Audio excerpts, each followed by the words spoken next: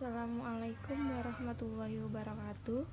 Perkenalkan, nama saya Putri Ayu Puspita Dewi yang ber-NPM 1905170109 dari kelas 6C Akuntansi Pagi.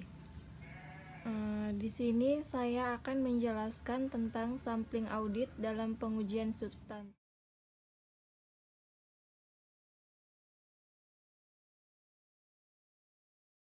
Baiklah, untuk mempersingkat waktu, maka langsung kita mulai saja. Yang pertama yaitu tentang pengertian sampling audit. Sampling audit adalah penerapan produser pengauditan atas unsur-unsur dalam suatu populasi kurang dari 100%, seperti saldo rekening atau kelompok transaksi, dengan tujuan untuk mengevaluasi beberapa karakteristik populasi.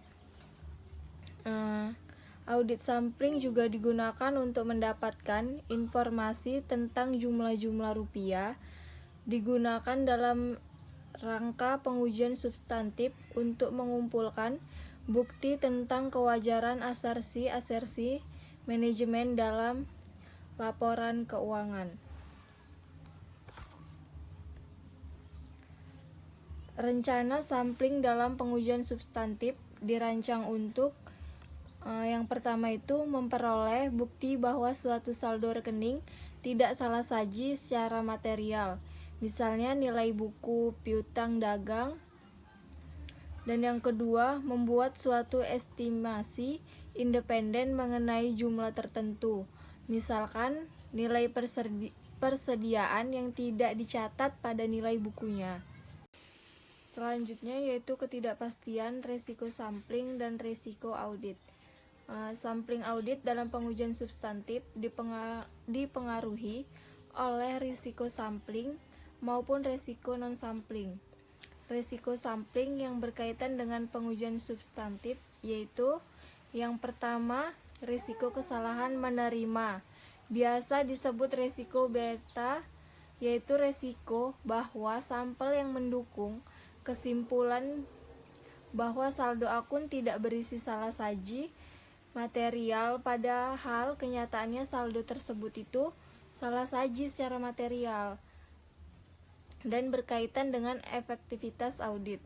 Yang kedua itu risiko kesalahan menolak atau biasa disebut dengan risiko alfa, yaitu risiko bahwa sampel yang mendukung kesimpulan saldo akun berisi salah saji secara material, pada kenyataannya saldo akun tidak berisi salah saji secara material, yaitu yang berkaitan dengan efisiensi audit.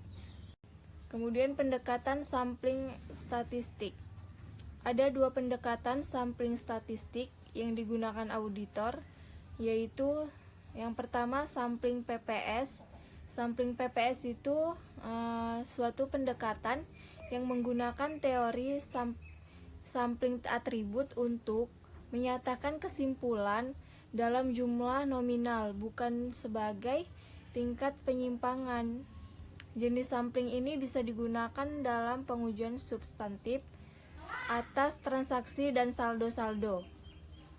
Yang kedua itu sampling variabel klasik.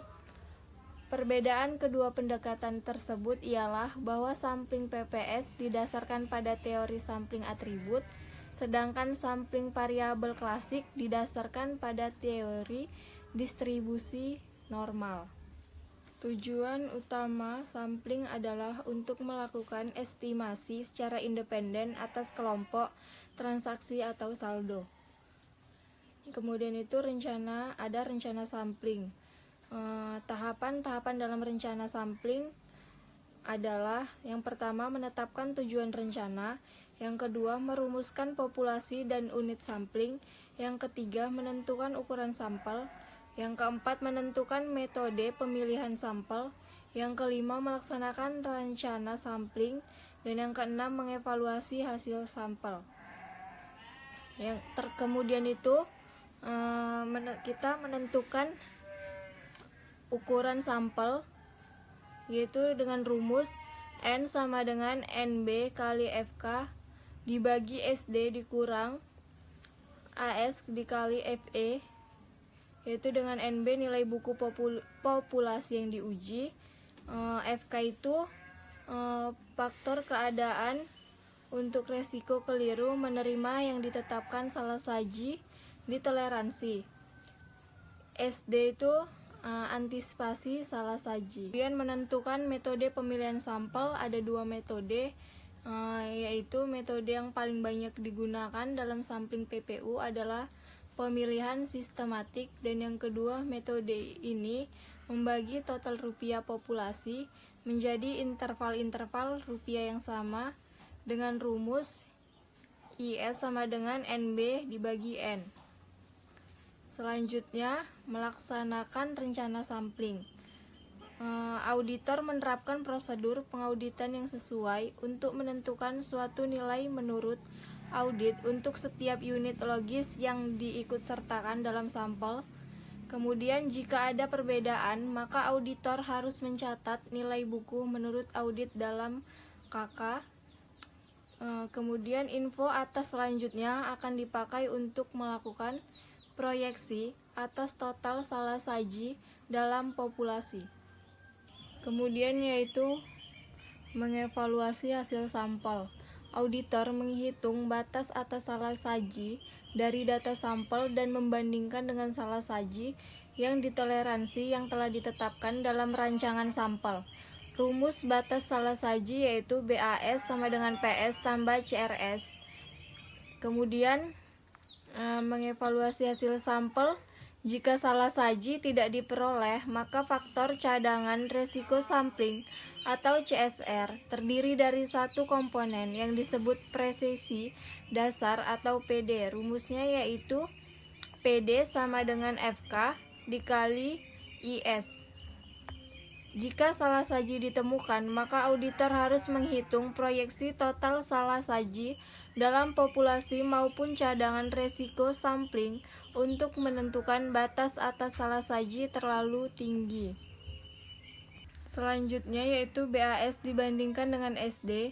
Rumusnya presentasi perbedaan sama dengan nilai per buku dikurang nilai per audit dibagi nilai per buku proyeksi salah saji sama dengan presentasi perbedaan X interval sampling. Rumus cadangan resiko sampling yaitu CSR sama dengan PD dikali KC, yaitu PD yang berarti posisi dasar, KC kenaikan cadangan yang disebabkan oleh salah saji. Keuntungan dan kerugian pemakaian sampling PPS, yaitu yang pertama, kelebihan sampling PPS adalah pada umumnya itu lebih mudah digunakan daripada sampling variabel klasik. Yang kedua, ukuran sampel PPS tidak didasarkan pada beberapa ukuran penyimpangan. Yang ketiga, sampling PPS secara otomatis menghasilkan sampel yang sudah distratifikasi. Yang keempat, pemilihan sampel sistematis. Yang kelima, jika auditor memperkirakan tidak ada salah saji, sampling PPS biasanya akan menghasilkan ukuran sampel yang lebih kecil. Selanjutnya, sampel PPS lebih mudah dirancang dan pemilihan sampel dapat dimulai sebelum tersedia populasi yang lengkap. Selanjutnya yaitu kekurangannya. Yang pertama, sampling PPS mengandung asumsi bahwa nilai audit unit sampling harus tidak kurang dari 0 atau lebih besar dari nilai bukunya. Yang kedua, jika kurang sajian ditunjukkan dalam sampel tersebut, evaluasi atas sampel tersebut memerlukan pertimbangan khusus.